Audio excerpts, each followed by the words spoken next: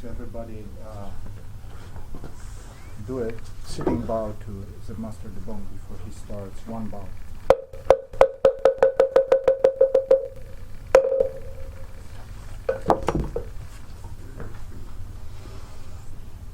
Of course, we're all gathered here in great sadness.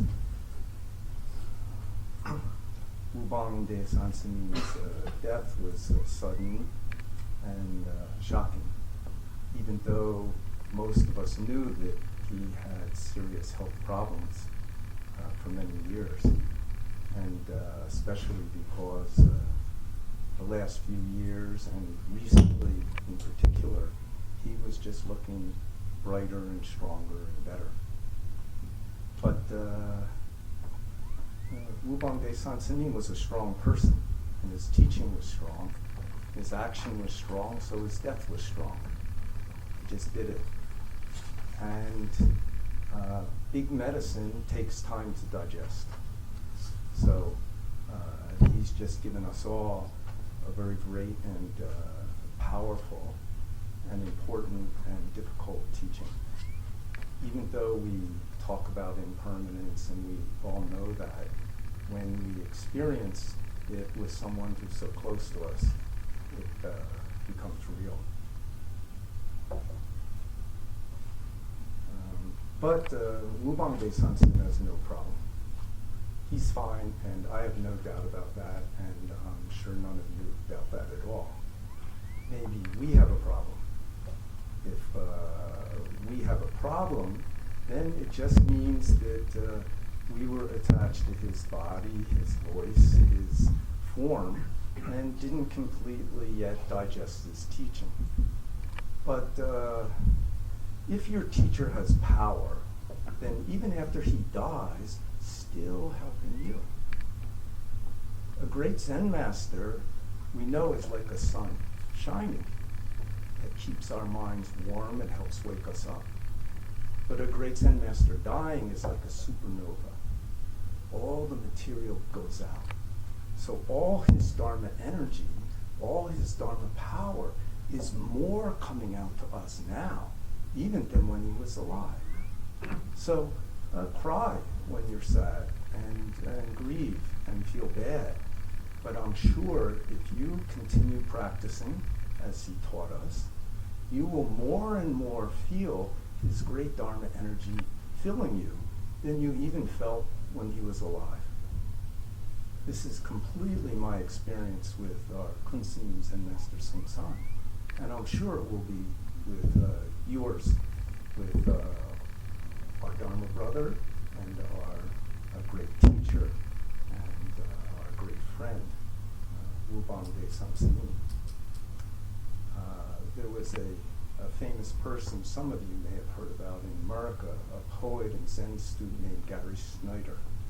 I think he's still alive. He practiced in Japan in the 50s and 60s. He was a monk in Japan.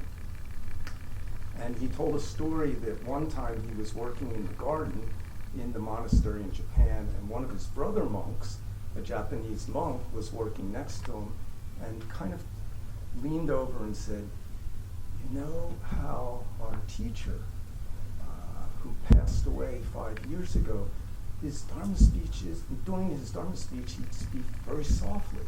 So you really had to concentrate to hear him. You know, I'm just starting to hear him now." So already the interactions you've had with Wu Bong ДССН, with things he said to you, none of that's gone. And his energy continuing to come to us is going to only make it more strong inside you and more beneficial. I have no doubt about that.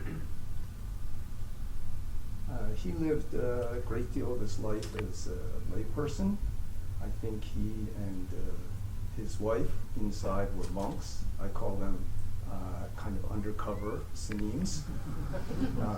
And you know, everybody, undercover people are very important. We've got some senims who are undercover lay people. So if we all know how to do our job correctly, being undercover just makes our mind wider. So, but Wu Bong ДССН understood this life is not simply about our happiness from probably from birth. Our great grand teacher, Gong's was once asked, he's our lineage.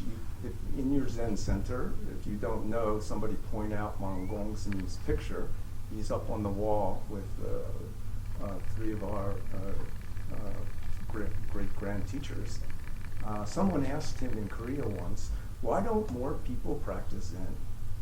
Then he said, everybody wants a good thing, but most people don't understand when you get a good thing, you also get a bad thing. If they understood that, then they practice Zen. Then your life is not about getting good things.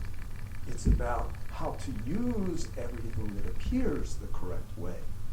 So good things come, we use them the correct way. Bad things come, we use them the correct way. And this was Wu Bong ДССН's life. It's why he was, why we ran into him, and why we all feel sad that he seems to be gone. So we have an obligation now to more deeply digest his teaching, which is our own true nature. So I think his most recent teaching to us will be very effective. I have every confidence in all of you too, that we're not going to waste the shock that we've experienced. And then he will be very happy. So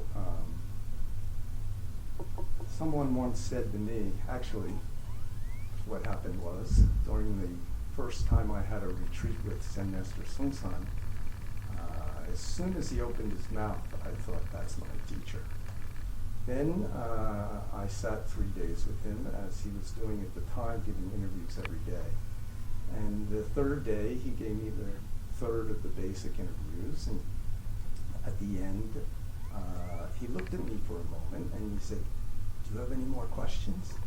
And I was 26, but I felt about 3 years old. I said, when will I see you again? He knew I had some kind of question. When will I see you again? And he took his stick and he immediately slammed me on the thigh.